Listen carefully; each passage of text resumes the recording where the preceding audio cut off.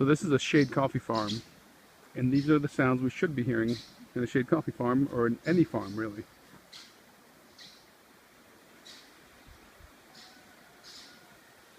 Those are birds, and a lot of them are migratory birds that travel from as far north as Canada and spend the winters down here. We're in Capucas, Honduras. You can see the shade trees and the coffee underneath. It's great for the slow development of the beans. It's great for water retention, so we don't have any runoff issues. And as you can hear, it's great to provide homes for all these birds that are traveling through on their way to escape the winter weather. And overall, it's just great practice.